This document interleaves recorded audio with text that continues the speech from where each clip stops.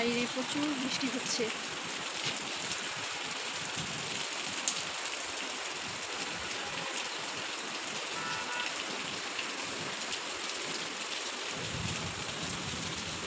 বেয়া লাগছে।